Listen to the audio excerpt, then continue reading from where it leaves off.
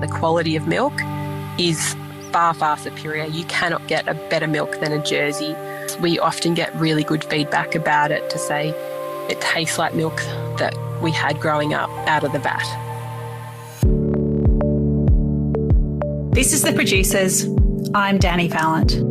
After growing up and running wild on a dairy farm, Sallie Jones founded Gippsland Jersey in 2016. She ensures farmers are paid a fair price for milk, promotes mental health and wellbeing in rural communities, and approaches every business situation with kindness foremost in mind. It's been a complex and challenging journey, fortified by community at every step of the way.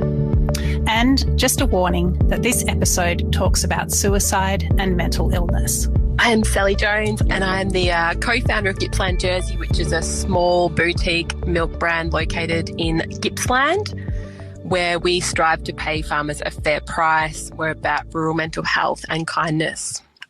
My upbringing was pretty unique in that I didn't go to school until grade 6, simply because there was too much going on our farm and because Mum and Dad had created this business and whatnot. So we were unschooled, very family orientated. My grandparents and auntie and uncle and cousins, etc., lived on the farm. It was relentless. We didn't go on family holidays. It was always about work, but we really enjoyed it. We made our own fun, just growing up with motorbikes and bonfires and damper and playing out of Green Gables in our long dresses and all those sort of things. Like, it was a magical childhood, but it wasn't necessarily conventional in terms of going on school holidays and doing.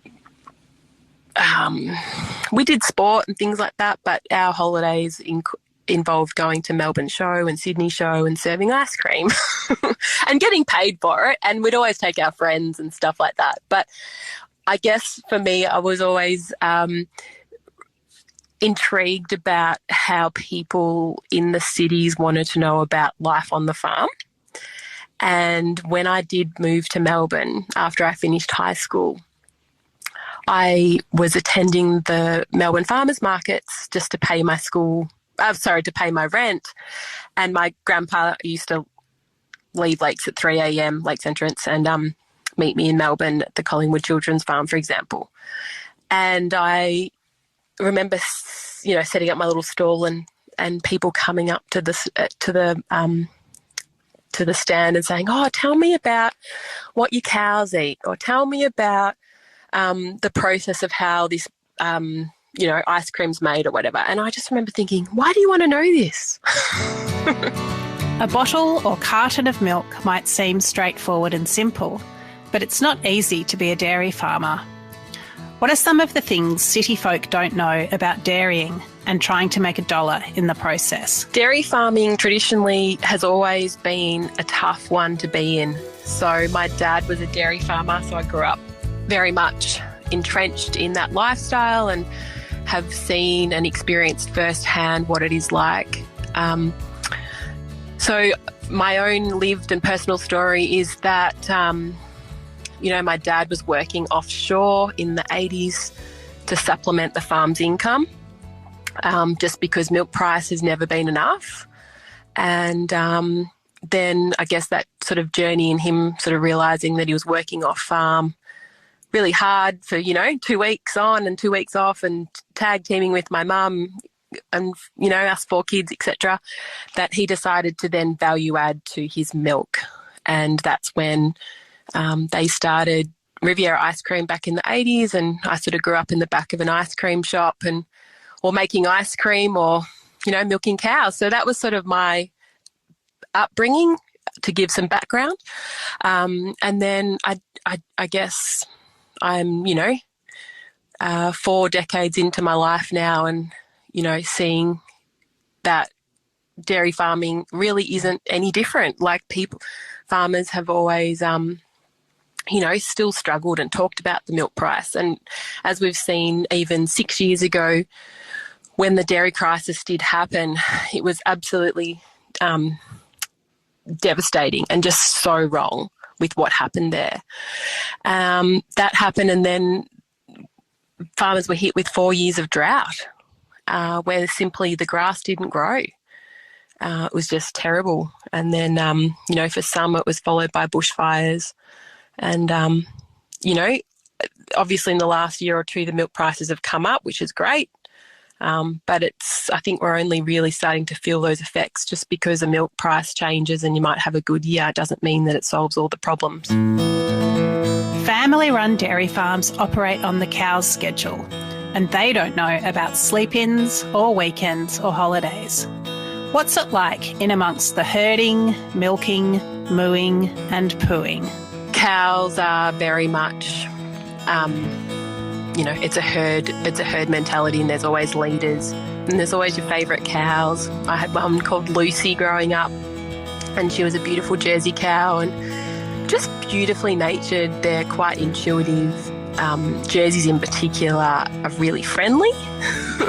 So they will come up and nudge you and lick you, and they're just beautiful animals. And we know why, they're such a sacred animal in India, for example, because they are so, a cow is so giving in its entirety because, it gives milk and it can actually give meat as well.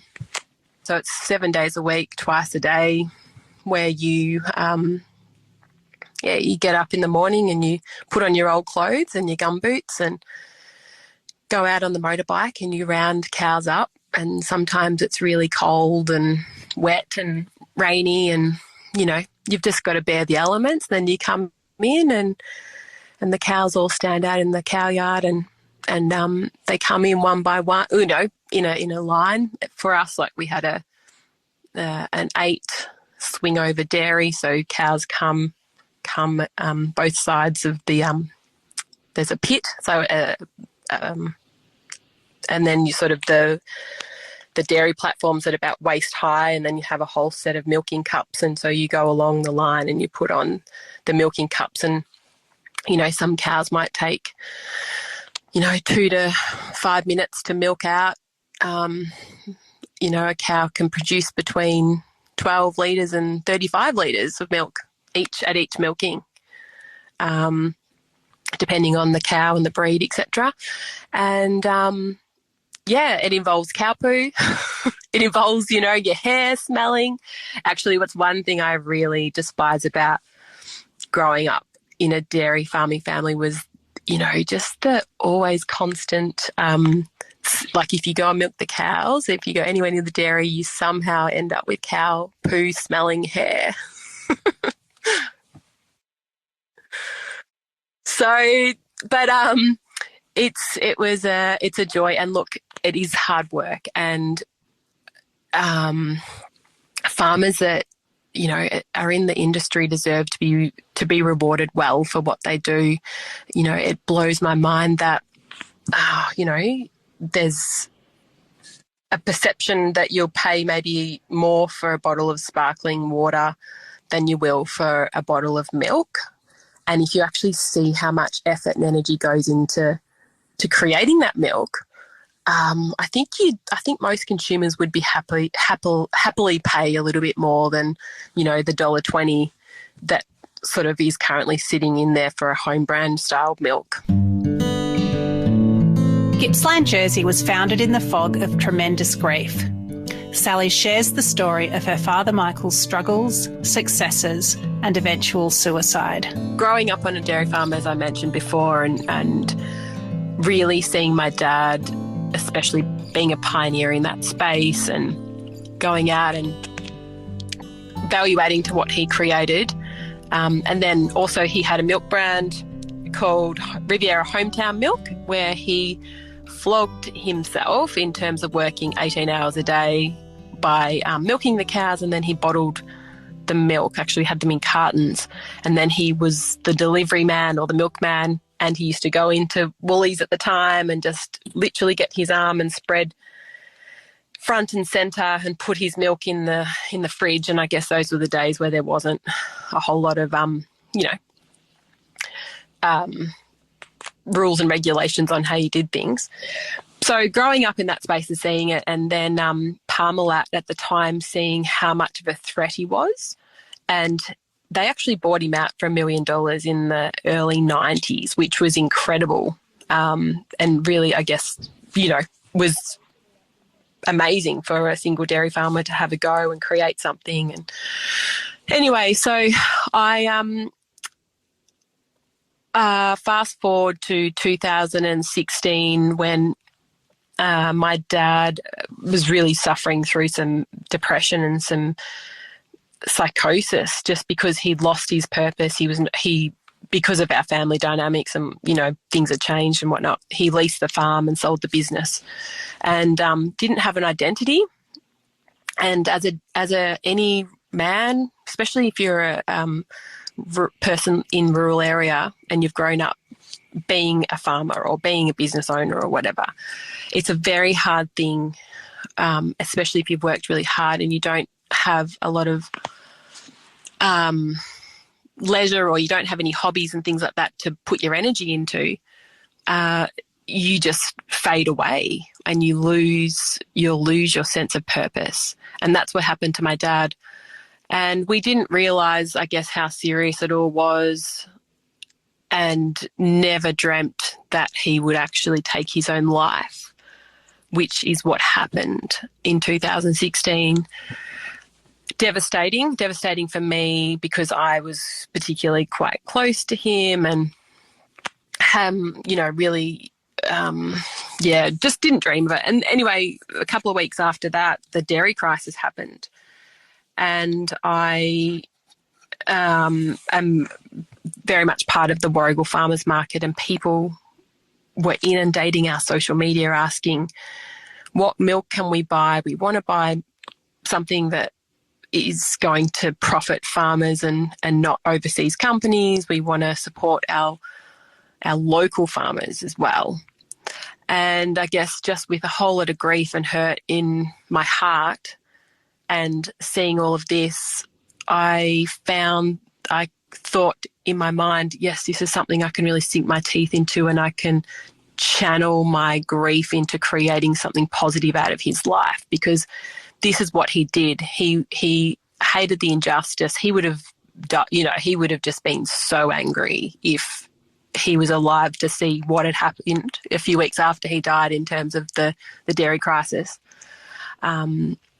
Which, he was always fighting against being a price taker. He was always wanting to set his own price, a fair price. It wasn't crazy. It's just like, let's cover my costs here. Anyway, so that's what we did. I have a friend, Steve Ronald, who's a dairy farmer in Jindivick.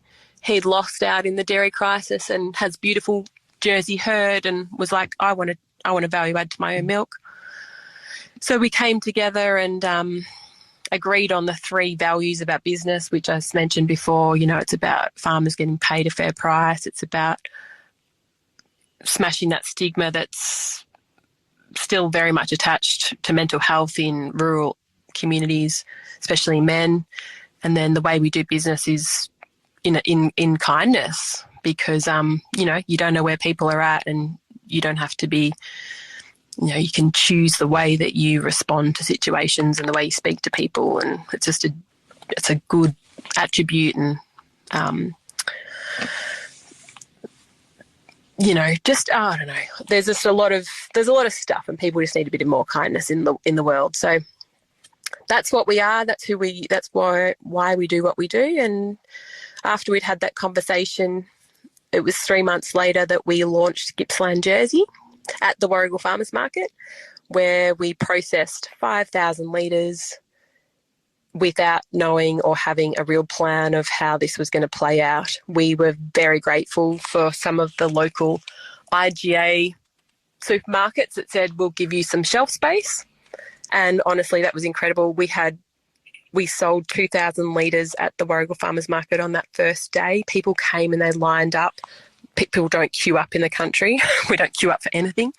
There was a line and it was overwhelming, and the people have totally got behind us and supported Gippsland Jersey because they know what we're on about, and we are so grateful. Now, that was all good. We were contract processing, so we had a family business processing for us, which was all good, but they did get a buyout, and they told us, look, we have to move you guys on, which came as a real shock because we didn't necessarily have a plan B.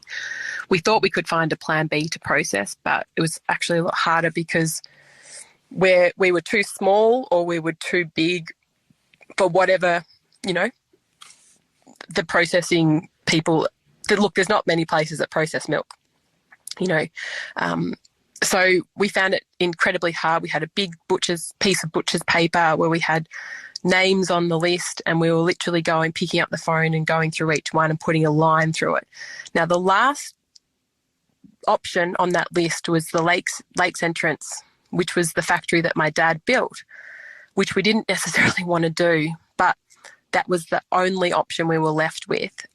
And my business partner, Steve, and I looked at each other and were like, oh, gosh, okay, what does this involve? And we didn't have a credit rating. We didn't have any money in the bank. So we crowdfunded, and we raised $110,000 in 3 weeks by asking people to pre-purchase bottles of milk. So get behind us and back us and believe in us, which, it was the most humbling experience of my life. And that money enabled us to get that factory up and operating. So it was very much, thankfully Steve is a dairy farmer and a very practical person, and we were just very, very blessed with people coming along at the right time. Like, we had a lot of volunteers show up because obviously the factory's located in Lakes Entrance, and families that were, I guess, caravanning around Australia through our social media page, and us just, I guess, making ourselves pretty vulnerable where we're at, just showed up, and they would just come and go, I'm a plumber or I'm a whatever, and they would just come and do things. And we're like, how does this happen?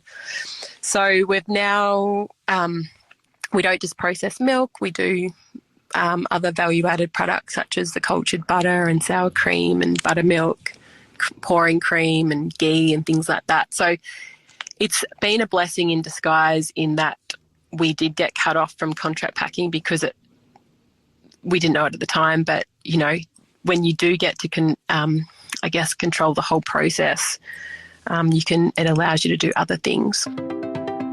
Honouring her father's memory through a thriving, supportive business is enormous. The experience has been fortifying and healing for Sallie personally, as well as rippling outwards to help others close and further afield. When I sit in my dad's office at the same desk in the same chair, and I look up and out the window and I just think, holy moly, like what have we created? What have we created? And I'm immensely thankful for the opportunity, because obviously everyone processes grief differently, but for me it's given an opportunity to just go on the journey and to have conversations that my dad had with people, and they'd share things. So it's been a discovery thing for me, and that's been super helpful. And I think I've saved myself thousands of dollars in counselling and therapy. But for me, it's about being able to use my lived experience and have, I guess, insight and compassion towards other people that might be going through or journeying through a similar experience. And I've had literally hundreds of conversations with people that are, walking through this mental health, whatever you want to call it. And, it's just, I guess I was very vulnerable at the start. I remember when the Herald Sun came out and did a story, and I thought they would talk about the dairy crisis angle, but they chose to talk about my side of the story, which was my dad's suicide. And even 6 years ago, mental health wasn't really that public. It wasn't really talked about. There was still very much stigma about it, and the media certainly weren't reporting or talking about suicide stories. And even I remember saying the words and thinking, have I said the wrong thing? Like, am I offending people?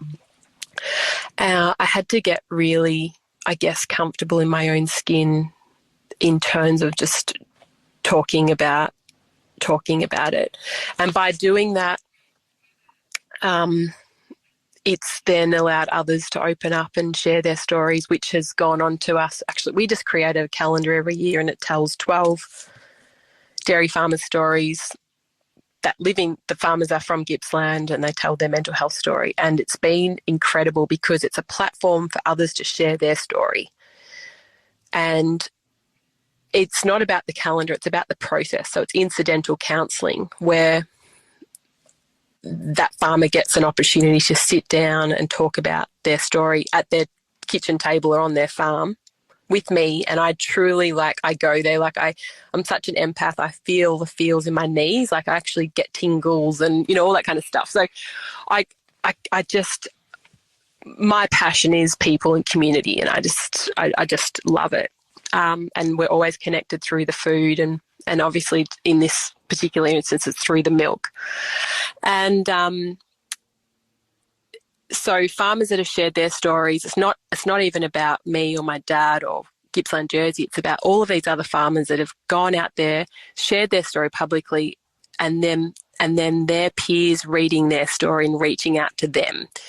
The ripple effect is amazing. One dairy farmer, Joe Maggetto, who's out here in Warragul, he thinks that he's saved 5 people's lives by just putting himself out there and then taking phone calls and journeying that with other people, which, potentially these farmers may not have gone to see their GP or whatever. It's mental health is not a one shoe fits all.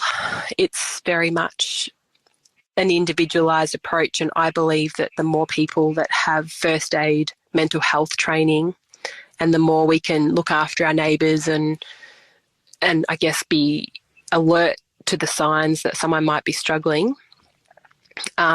it's really, really important for us as a society and communities to look out for each other and take that individualised approach, because we cannot rely on the medical system or the government or whatever to do the work, because it's too much, and it's, people get missed. Gippsland Jersey started with the milk from co-founder Steve Ronald's Jersey herd. Bit by bit, careful expansion has enabled the Indie Milk brand to bring other farms and families into the fold. So we started with one farm, so that's Steve's farm. And then as we've grown, every year we've taken on another farmer to supply milk to us, which is awesome because that actually says we have growth and we're moving in the right direction. We haven't gone broke. It's being in fresh dairy, it's a very, very hard thing to do. And that's probably why, we don't have a lot of little independent milk brands in Australia. There is so many rules and regulations around it. But we take on, it's not about one farm or one farmer or whatever, us growing our wealth or whatever you want to call it. It's about wanting to bring as many people as we can, so many farmers as we can on our journey, so that they get paid a fair price, so that their family farm can be sustainable into the future, so that these smaller farms aren't, don't just pack up shop, because it's sort of the way that the industry is. It's like get big or get out. And, for me personally, I would rather drink milk from a smaller farm rather than industrialised farm. So that's, I guess, our approach and our model. And we have got 4 incredible farming families that are part of our family, and then we'll take on a 5th in the next month or 2. And it's really important to us, to Steve and I, about who comes on board, and it's like building a footy team. You need to make sure you've got the right people on the team that, I guess, respect our values and respect about what we're on about. They're okay with sharing their stories. They understand our mental health position and are on board with that and they have their own story to share and whatnot. And, you know, for them, I mean, I can talk about Sian. Sian and Kevin, they're our last farmer to come on board last June. And I think for them, they're like, wow, we're seen and we're heard. So they're not a number at a big milk factory. They're Kevin and Sian LeBrock from Bravington. And their photo is on the back of the milk bottle for everyone to read about their story. And they feel like they're being respected and it's worth getting out of bed for in the mornings. And they're, so we're like, it's just a two-way awesome relationship. As a consumer, it's easy to take milk for granted, but the supply chain is extremely time sensitive and built around constant flow. When you're small like Gippsland Jersey, it's hard to deal with dramatic ups and downs, such as those posed by a pandemic and sudden lockdown. The business that we're in with fresh milk is super hard because once that milk is on the milk tanker, travelling to the factory, we pretty much have to have it pre-sold. It's a lot of pressure. So we have been caught out with pallets and pallets of milk, and certainly when the lockdowns happened, when food service shut and whatnot, we had, I think there was 12 pallets of milk that got cancelled. And we found out on the Friday lunchtime, I think, that lockdown happened, and we just processed all of that, like we just processed a whole lot of milk on that Friday. And then we were due to reprocess again on the Monday. Now, our cool room is not big enough to hold 2 days worth of milk, essentially. So we couldn't accommodate that 11 pallets. Anyway, I rang Steve and I said, oh my goodness, what are we going to do with this 11 pallets of milk? Like, I don't even know where you would go with this.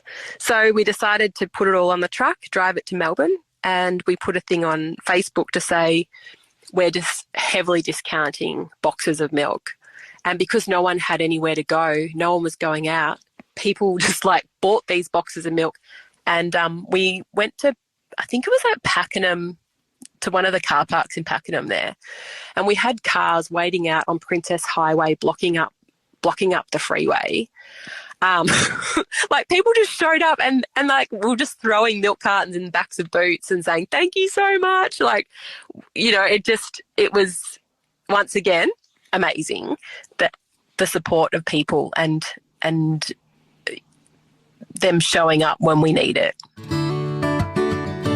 Prices for just about everything keep going up, but milk lags behind. Why is there resistance to paying more for milk? And what are the potential impacts of intransigence? I was having this conversation this morning with one of our farmers actually, and saying, you know, the costs of everything have skyrocketed. You know, cost of inputs is just insane. And yet the cost of milk hasn't gone up yet.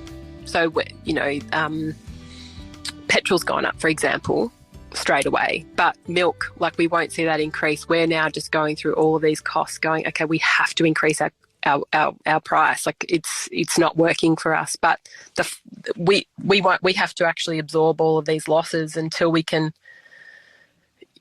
catch up. So we can't just implement a price increase straight away. We need to give people and, you know, things time, work it all out. Yeah, so Matt was just saying this morning to me that if farmers, you know, if this price doesn't sort of go up they will get paid more, but it'll only be just a passing on of the costs of the expenses, if that makes sense. So they're not actually necessarily going to get a pay rise.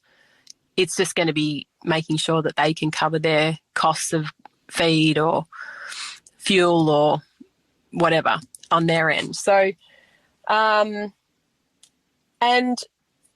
people, you know, they're getting a bit sick of it. I think the general look, there's some farmers that are so passionate and that's all they know and they love it. But there's some farmers that are starting to go, you know what, maybe it's not for me. Maybe we don't need to do this. Maybe we just swap to beef. Beef prices are amazing, you know. So dairy farmers, it's often a intergenerational thing where farmers will hand, a child will take over that family farm and whatnot. But don't know, it could look very different going into the future. And also, I think it's important to note that Australia officially now imports milk. We actually import dairy because we lost 3 billion litres out of the milk pool over the last few years. So the production of milk is only at 9 billion litres, and we were at 12 billion. And obviously, growing population, things like that, it is actually a concern. The Gippsland Jersey journey has been fuelled by emotion, belief, and a bit of real talk to supermarketeers. What keeps Sallie Jones going? I'm still really passionate about what I wouldn't be doing it if I wasn't. I think if you asked me if I could go out and start a milk company now, if I was at the beginning of my journey, I would not have the energy. I wouldn't have the stamina.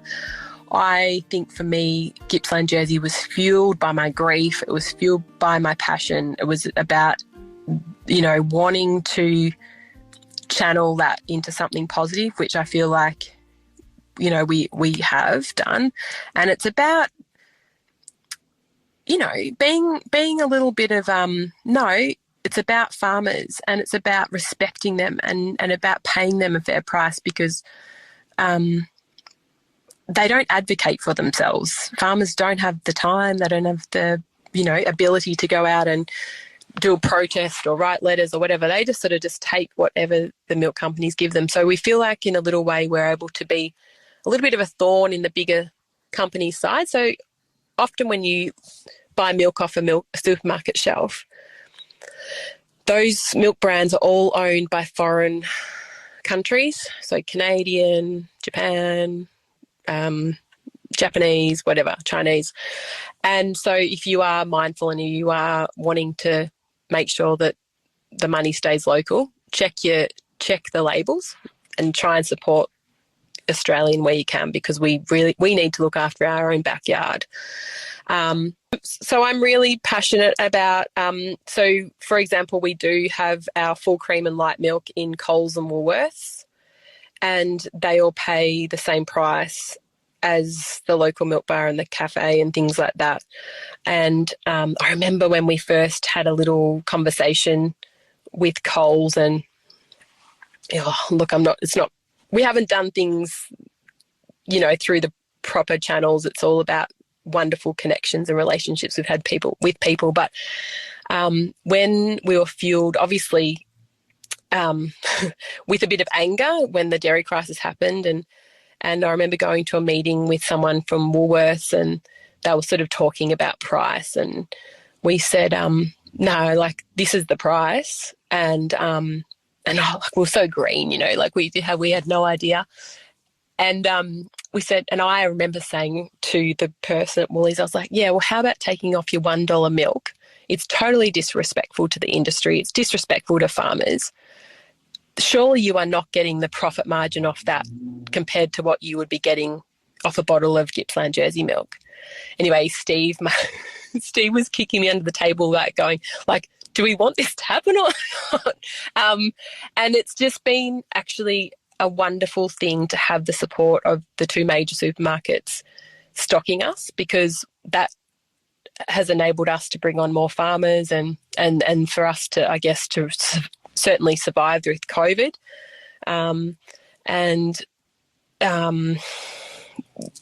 We just need to pound the pavement a little bit more and get the word out with who we are, because we certainly don't get the fridge space or we don't have the advertising or anything like that. So that's certainly a challenge for me to figure out without having a huge marketing budget. We're just a small little, brand back here in Gippsland. We don't have salespeople on the ground. If I call up a shop, they'll go, oh, could you send your sales rep in? I'm like, oh, we're 4 hours from Melbourne. We don't have anyone on the ground. And I think, we can't compete in that sort of world, but we just have to I guess, keep trying to stand out from the crowd. And we've got our gold blingy labels and beautiful milk, and just hope that enough people will know about us. And incidentally, consumers are our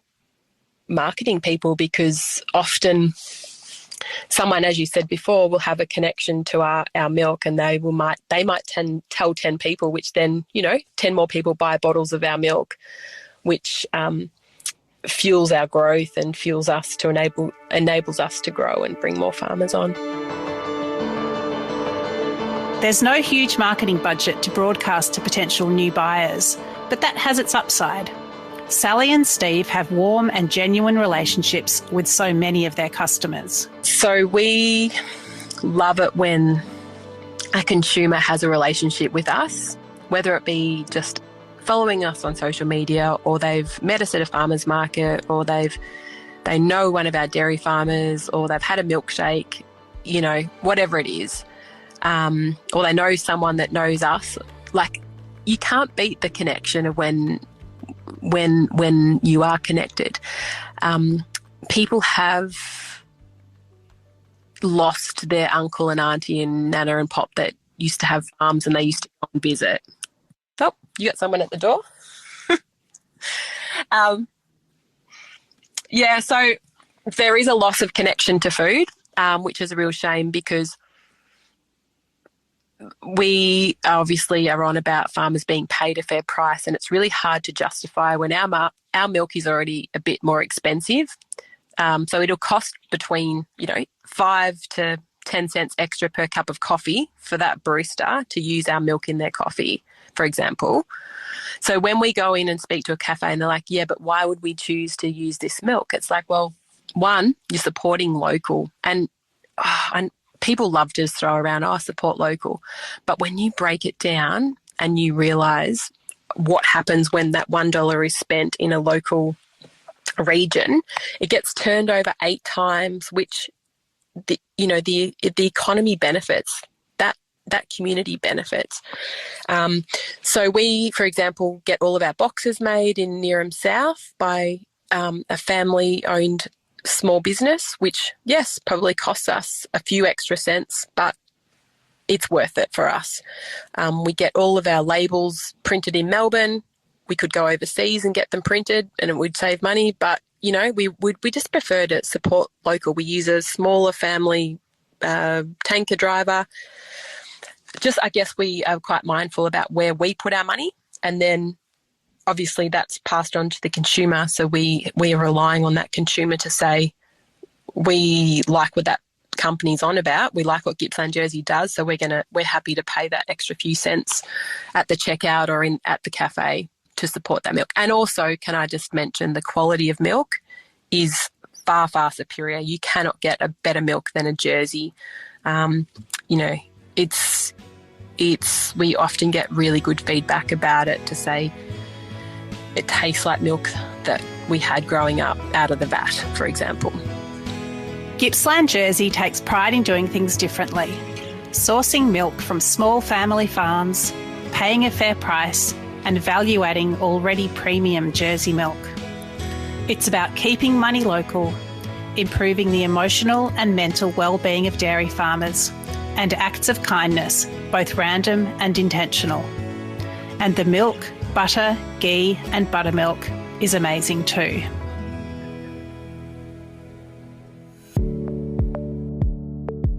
This is The Producers, a Deep in the Weeds production. I'm Dani Valent. Stay tuned as we talk to some of Australia's best farmers, makers and growers. Follow us on Instagram at Producers Podcast, or contact us via deepintheweeds.com.au.